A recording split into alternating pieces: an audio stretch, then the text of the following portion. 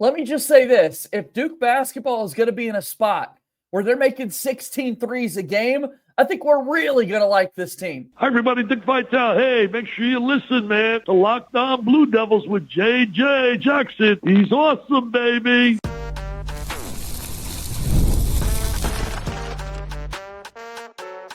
You are Locked On Blue Devils, your daily podcast on the Duke Blue Devils. Part of the Locked On Podcast Network, your team every day.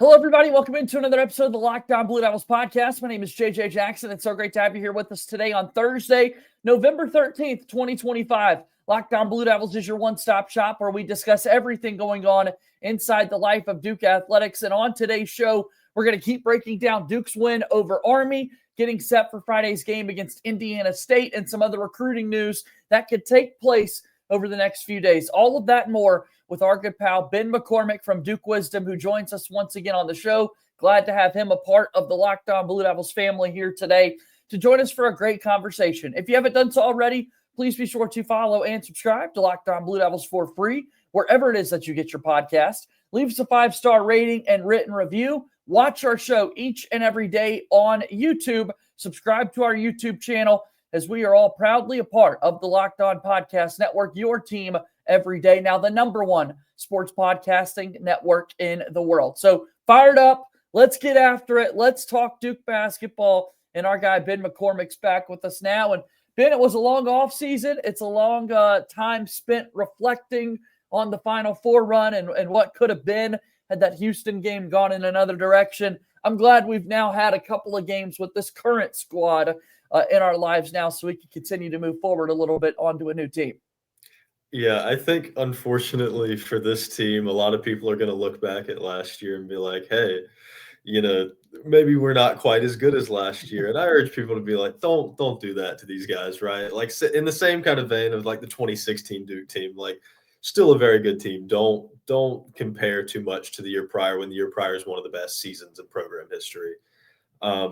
You hate that it didn't end a national championship, but hey, I mean, right now this team's ranked first on KenPom. There's a lot of advanced metrics that tell you this is one of, if not the best team in the country right now. Which is so cool, man. I mean, to be in that spot, and obviously, look, people are immediately going to say the competition that Duke has already played, I get that. But they're taking care of business, whereas other teams haven't exactly done that thus far. And credit to Jon Scheyer, credit to Duke for going out there and playing as well as they have to open up the year. I want to talk shooting, though, first and foremost, because 16 made threes against Army was very impressive. There have been some tough shooting moments for stretches for the Duke basketball team already this season, but I think Duke is going to be one of the better shooting teams that we'll see in the sport. Not as good as last year. Again, we could be prisoners of the moment comparing them to last year, but still a really good shooting team. Yeah, it's a bit of a double-edged sword, this team, from a shooting aspect. I think they've got some of the best shooters in the country. Isaiah Evans, no matter how much space he's given, time he's given, he can put that thing up and knock it down. Darren Harris, I view him in a similar light. I think that he's an incredible shooter.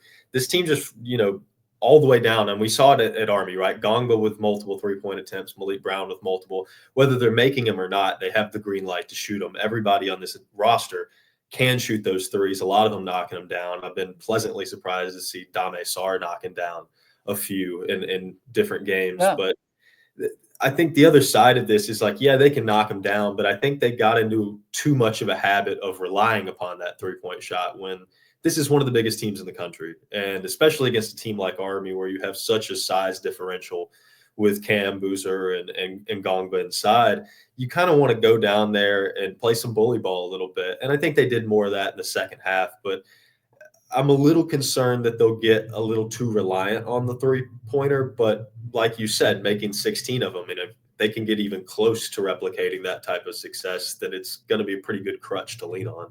And to your point, what I love about it is that it's so many different guys. Like, it's not just one player that's out there, making the majority of these things. I know the 16 were made up of 5 from Darren Harris, and that's a guy who I was so happy to see him get the looks that he was. Go back to the Western Carolina game for a moment, Ben, and Darren Harris is out there for 22 minutes. He actually played more than both Dame Sarr and Nick Kamenya, and yet statistically speaking, didn't get credit with the single 3-point attempt. He was fouled on one attempt, made all 3 free throws, and then had a layup underneath the bucket. But it's like if he's out there for 22 minutes, we need to see 3-point shots out there from Darren Harris. And I'm glad to see him get those attempts up. And again, I think it just speaks to the greater picture that so many different guys are going to be a part of the shooting equation. Yeah, a lot of that's about him running these routes and being aggressive running those routes. And a lot of it is Scheyer, drawing things up for him. His teammates wanting to get Darren Harris involved, because I think as a shooter, I played a little bit of that role as a high school basketball player. It's easy to get lost out there on the right? Like you just there you go, yeah. And I know that life of a 3-point shooter. You can get lost. The ball's operating in so many different places. So if you got to run those routes aggressively, your teammates have to look for you, and they did against Army. And I really loved that for Darren Harris, because everything we've seen from him shows that he is just an absolutely incredible 3-point shooter. Yeah, and everyone wants to talk about how quick the release was, and I'm glad we're doing that, because wow, some of the looks he had in the corner, it's almost like, did he catch the ball? I mean, before the pass comes there, and then all of a sudden it's a make underneath. I mean, it's really impressive to watch him do that.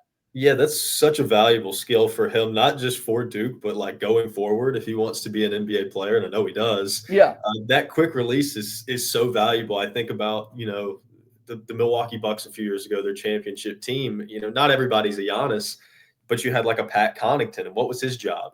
Knock down threes, and his release is so quick that he catches that thing above his head, and it only takes like half a second for him to get it off. And if Darren Harris can be that kind of guy consistently, he's got a spot in the NBA. On brand for the Milwaukee Bucks fan to compare it to the title team. I love it. That's awesome. So we had 4 makes from Isaiah Evans. Again, he did not make one against Western Carolina, but the percentage I think is going to be there. The volume will be much greater this season for Slim than it was a year ago, but he's a guy that certainly I want to see taking those shots from the outside. And I've been really impressed. You talk about the kind of route running, to steal a term from football, that we're seeing on the basketball court, navigating around screens, all the actions that are created for you to get open. We're going to see a whole lot of that out of Isaiah Evans this year. Yeah, those back screens have been really great so far for Isaiah. He's done a really good job of getting to his spots. And I mentioned it earlier, he doesn't need very much time to get that shot off. And he has the confidence that's like, dude, if I can breathe, I can shoot, like that's, and I love to see it. And I think his shot selection, while he's still been very willing to take shots, I think it's been better than it was last season. I think there were a lot of times he took shots out of rhythm. Like even if there is defense on him, he's taking shots that usually are in rhythm this year. Yeah, if that continues to be the case, you'll live with the results, because percentages will play out, and you expect so many of them to fall. You talked about Dame Sarr a little bit ago, how great he's been to start the year for Duke, particularly against Army, finishing with 19 points. The 3 made threes that he had, 3 of 5 on attempts. First bucket that Duke scored officially this season in that game against Texas was a corner 3-point shot from Dame Sarr. In a lot of ways, some of his inefficiencies have been closer to the rim, which doesn't exactly make a whole lot of sense. Against Army, he was much greater, because he just decided, I'll catch these lobs and go up above the rim and slam them home. I know he had that missed dunk against Texas early on in the season, but for Dame, man, I'm excited to see him get into more of a shooting rhythm. Well, the next step for Dame Sarr is, we looked at that tape of him when he committed to Duke, and you saw a slasher. I think a lot of people compared him to RJ Barrett. He can just get through the defense like a Swiss Army knife. But so far at Duke, he's been a transition player. He's got dunks in transition. He's got to the free throw line a little bit, and then he's hit spot-up threes and played very well defensively. And that all bodes well for him on the team in an NBA capacity. But I think that he has the potential to be a second option type player for Duke. And I think for him to become that, he needs to be able to create his own shot off the dribble. And I think that's the next step for him at Duke. I think we're going to see Dame continue to get better throughout. Obviously, he's going to get more comfortable with the college game and whatnot. But really fired up about what he's doing defensively, offensively. I think, as we've said, the shooting for this Duke team could be special. All that said, prepare yourself. There could be off nights because that's what, you sign up for when you're taking as many three-pointers as Duke does. Think about the Western Carolina game. They shot 2 for 13 in the first half or whatever it was, and then in the second half, they go 7 for 15. I mean, immediately swing back the other way. I wouldn't be surprised if there are more games like that where it's very hot and cold, and unfortunately, there might be a night or two where all it is cold, and you've got to find other ways to score, or Duke might be looking at a loss. Sure. I think if those games happen and when those games happen, Cam Boozer can't get walled up like he has a couple of times early in the season. There's been times where they're throwing doubles at him. They're throwing, tough defenders at him. They're game planning almost exclusively for Cam Boozer sometimes. Yeah. And if Isaiah can't hit, if these guys are just throwing up bricks, Cam Boozer's going to have to open up things. He's going to have to be able to finish through contact, through multiple defenders. He's going to be able to have to find guys that are cutting through the lane. There's going to need to be more traffic through the lane. I think that he's more than capable of that. I think he did that in the exhibition games, and he's had a slow but not so slow start to the regular season because, he's flirting with 20 and 10 a game, but it hasn't quite felt like that at times, but he still has been fantastic. Yeah, I mean, shame on him for averaging 28 and 17 in those exhibition games. I just wish those stats counted. Man. Exactly. Yeah, he's setting the bar too high. We want those stats to be a part of the equation for Cam Boozer. So with that said, Duke really good offensively. And as Ben pointed out to us a little bit ago, they are, in fact, the number 1 team in the KenPom metrics at this point in the season. Part of that is also due to defense. There are 2 sides of the court. We'll talk a little bit about this Duke basketball defense when we return here in a moment.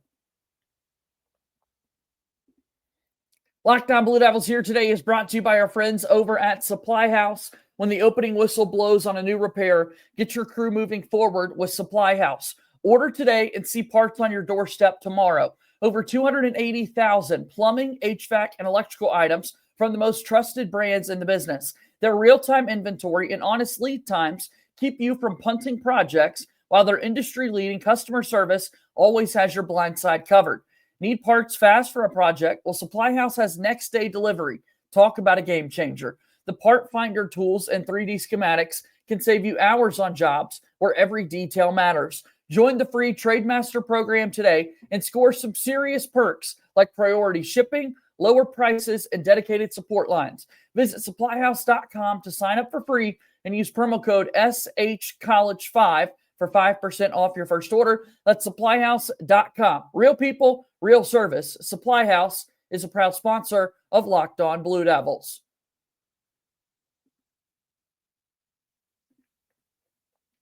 All right, let's keep going forward. I've got Ben McCormick here from Duke Wisdom hanging out with me. And as you pointed out, Duke's the number 1 team in KenPom. It's not just offense. Defense has gotten off to a pretty impressive start when you look at the overall numbers for this group. What have you made of that side of the play for Duke? Yeah, so they're top 5 in both offense and defense, and they've done a good job, I think, especially in the second half. It's no secret at this point that this is a second half team. They have probably, I don't know the exact numbers on this, but they're probably winning the second half by upwards of 30 points. And in the first half, maybe not so much. And I think you saw a pretty good example of this defensively against Army. They shut things down. They made adjustments. And that's what I've loved about them so far. And what I've liked about Jon Scheyer's entire tenure at Duke is the adjustments that they make in game. And defensively, we've seen that multiple times. I think we saw it against Texas as well, where they held Texas. It felt like they wouldn't score for minutes at a time, multiple times throughout that game. Against Army, some of the rotations on three-point shooters were late. They would switch, and especially Patrick Ngongba would get caught up on a switch. He'd fall. Army would get an open 3, that kind of thing, which is stuff you'd like to see cleaned up as the season goes on. But I think overall, this team has been similar to a lot of Jon Scheyer's team. It's been elite defensively. He's really hung his hat on that in a way that Coach K did early in his career as well. Yeah, I mean, you give up 12 three-point makes to Army, but I think it's important to remember they shot 50 of them.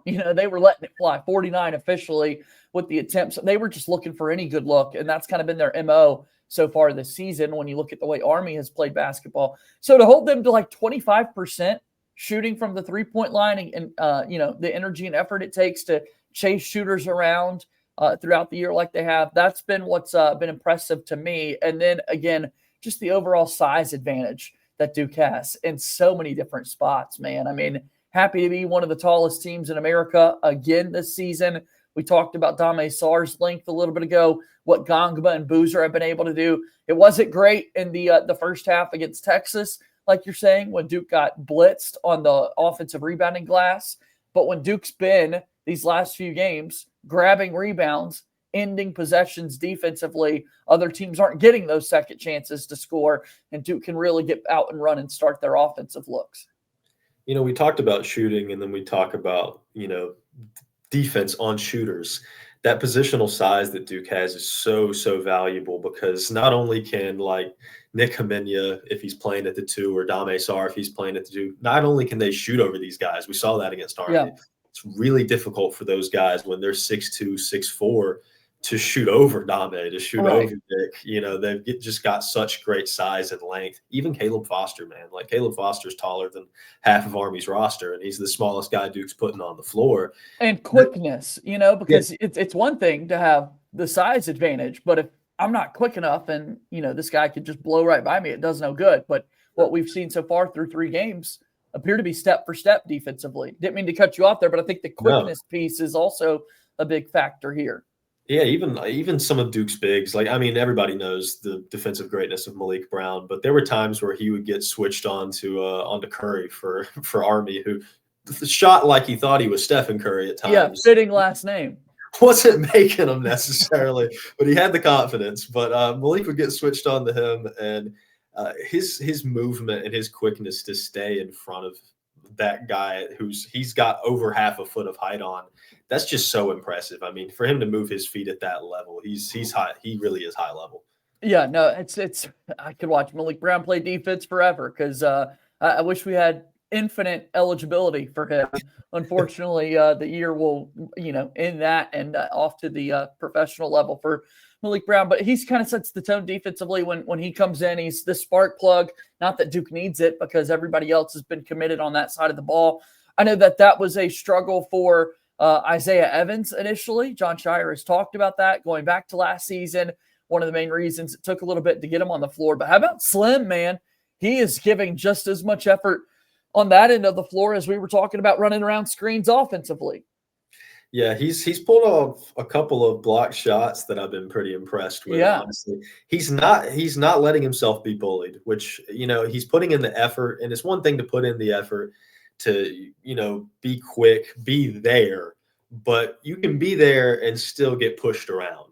But he's not allowed himself to, and I think part of that is in the offseason he put on some more muscle. He's still not the biggest dude in the world. He's still slim, he's still a skinny guy, but he's not letting himself be pushed around, and that's what I've really loved about him, and I'm sure that's led to Scheyer and the staff having more confidence in him on the defensive end. He's so much better than he was even at the end of last season defensively, and I'm really happy to see that. I think on the other hand, we compared him earlier as shooters with Isaiah Evans and Darren Harris. I am curious, what is the coaching staff's stance on Darren Harris? Is the reason that he can't break even more into this rotation simply because of just the amount of talent, or are there a little bit of concerns defensively for him?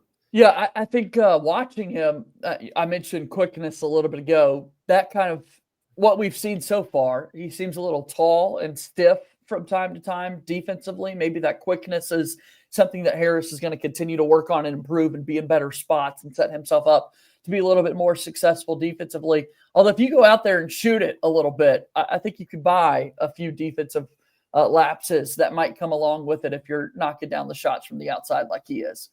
Sure, man. I mean, JJ Redick wasn't exactly the greatest defender of all time. Yeah. He made enough threes to make up for it. Absolutely, he did. Yeah, let's keep that going. That's a good trend for sure. All right, this is awesome. I want to keep talking about Duke. They've got another game coming up tomorrow as they'll take on Indiana State, and also some big recruiting news could be in the works. So we'll talk about that here in just a moment. Locked On Blue Devils here today is brought to you by our friends over at FanDuel. FanDuel is America's #1 sports book. The NBA is back, and there's no better place to get in on the action than FanDuel, the official sports betting partner of the NBA. Even if you missed the start of the game or want to ride the hot hand, FanDuel has live bets on everything from who will score next to fourth quarter comebacks.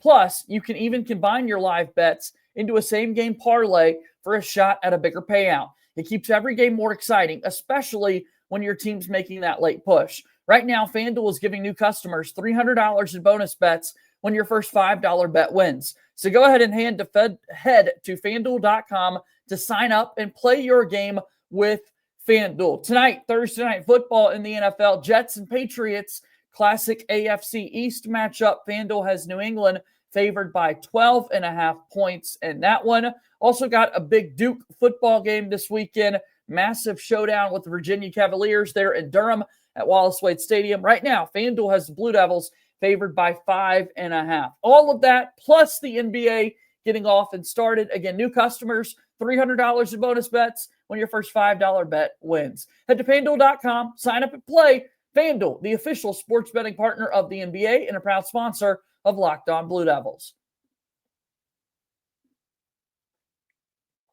All right, Ben McCormick is here from Duke Wisdom talking about this Duke basketball team. And again, this is where we'll talk next up for the Blue Devils. They've got Indiana State tomorrow night inside Cameron Indoor before a Tuesday trip back up to the state of New York, to the city MSG, where they will take on Kansas in the Champions Classic.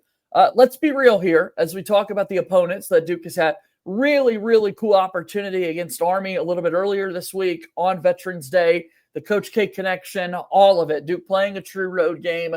Incredible stuff. However, we talk Duke being atop the KenPom rankings. There are just as many D1 teams this year as there are days in a year. There are 365 Division I basketball teams. And right now, Army is 344 in the KenPom rankings. So not exactly lighting the college basketball world up. Friday, Duke will take on Indiana State, who is currently 188. So top 200, step up there. But going into Friday, back in Cameron, what are your thoughts with this one, Ben? I mean, definitely better than Army. I think with the Army one, you're happy that was a road game because at the end of the day, that's the difference between a quad 4 and a quad 3 game at the end of the year. And that's nice. And it was the earliest true road game they played in program history, which is honestly unbelievable, but it's true nonetheless. But with Indiana State, it's like they're not as good as they've been the last couple of seasons. But they're not bad. Like, this is a team that if they play well in the first half, Duke gets into a habit of chucking too many threes and they go cold, like we said. That could be an uncomfortably close first half. Like, I can see the path for that. It shouldn't be too difficult for Duke to win this game and win it comfortably. But I would say that there is a possibility that Indiana State can hang around a little longer than, say, Army or Western Carolina. For reference, Texas is number 38 right now in KenPom rankings. Western Carolina, number 228. So Indiana State is coming in at they're in the 100s. And then, like we said, Army way down there is one of the worst 25 teams in college basketball this season. We look at tomorrow as well for Duke on the recruiting side of things. Cameron Williams, who we've talked about him a lot. We've had Brandon Jenkins, the national recruiting expert for 247 Sports, on the show a couple of times talking about Duke's heavy pursuit of Cam. He's been on an official visit already this fall. He's going to make his decision tomorrow. Friday afternoon, he will make the call on where he's going to be playing college basketball. And Ben, it seems like everyone's feeling optimistic that all of a sudden nobody was committing to Duke. And here in the next day or so, we could be up to 3 guys in the class of 2028. Yeah, it certainly seems that way, right? Like, Cameron Williams is big for Duke. You talk about having a really good front court player. It's such an important thing to have in college basketball, and Duke has had some really, really good ones in recent years. Paulo Banchero, Kyle Filipowski, Cooper Flagg, who's sort of front court, back court, and then Cameron Boozer this season. Williams will, if he does in fact choose Duke like he's expected to, he'll fit that mold in a way, but he also is more of a center. He's not necessarily, of course, in today's modern basketball, you're not going to be ranked as a top 5 player if you're just a back to the basket type guy. He's mobile, he's versatile, and he's going to play and do a lot of things for Duke if he does in fact come. But I do believe that he will be one of the pillars for this recruiting class and for Jon Scheyer going into next season to pair alongside potentially Patrick Ngongba, but that one's kind of one that's going to be in the air about whether they'll play together or not. Ngongba viewed as a potential first-round pick, but we'll see how that goes with the rest of the season. Yeah, so decision day coming tomorrow for Cameron Williams out of Arizona. He's down to 3 schools: Arizona Wildcats, the Duke Blue Devils, and the Texas Longhorns. Decision day is also coming tomorrow for Austin Gooseby, a kid out of the state of Texas who has been on a visit to Duke already this fall. Duke was in it for a good long stretch. Duke still listed as one of the finalists in his Final Four of Baylor, BYU, Texas Longhorns, and again, Duke. But Ben, maybe not expecting a commitment tomorrow from Austin Gooseby. A world in which you could land 2 recruits tomorrow since they're both set to make their decisions. But what are the thoughts here on Gooseby? Yeah, for Austin, I don't think that he's going to land in Durham. There's a graphic sitting in my drafts. We talked about it beforehand for recruiting for tomorrow, and it's not for him. I don't expect Duke to get 2 guys in a single day here. And that's always obviously a loss. He was offered and pursued by Duke for a reason. But I do think that there are other directions Duke is going. Obviously, they landed Bryson Howard. They're going after Jordan Smith and some other guys that they're the favorite for who have yet to set a decision date. And I don't think that Duke's going to be hurting in that field, but I do think he's going to be going a different direction.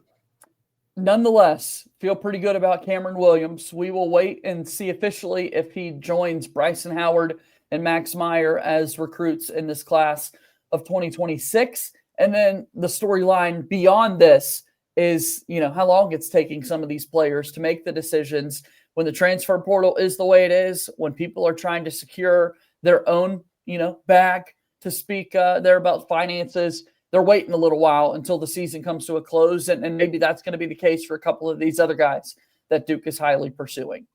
Yeah, Duke is good in a way because they don't have a lot of transfers. At least not comparatively. And so there's not a lot to worry about there. But then there's also the other side of this where it's like Duke has way more NBA draft decisions than a normal college basketball team. And this year might have even more than usual. Like they have 6-7 guys maybe that could be first round talents. In all likelihood, that's actually only going to be like maybe 4. So at least 3 or so of these guys are going to have real true decisions on whether they're coming back to Duke or not. No doubt. No doubt. It's going to be fun to follow along. And I know that you've got plenty of coverage. You've got the podcast. You've got a lot going on in your world there at Duke Wisdom. Tell folks how they can support you, Ben, and where they can follow along with everything. Yeah, you can find us on Twitter and Instagram at Duke_Wisdom. You can go to DukeWisdom.org, or you can just Google Duke Wisdom Podcast and listen wherever you get your podcast. That's awesome, man. Thanks for the time today. We'll do it again soon, okay? Yeah, man, thanks for having me. All right, that's Ben McCormick joining us here on today's episode. Go support his work over there at Duke Wisdom, and let's get set for Duke basketball tomorrow, taking on Indiana State. Let me know in the comments down below today, guys. What do you think about the shooting, the three-point shooting potential for Duke basketball this season? Big recruiting news could be coming as soon as tomorrow. Oh, yeah, there's a big football game this weekend for Duke as well. A chance to win the ACC on the line. They've got to make sure they stay in the hunt by knocking off Virginia this weekend. All that and more coming up throughout the rest of the week here at Locked On Blue Devils. Subscribe wherever you get your podcast. Subscribe to our YouTube feed as well. As always, go Duke. I'll talk to you tomorrow. My name is JJ Jackson. Thank you and good day.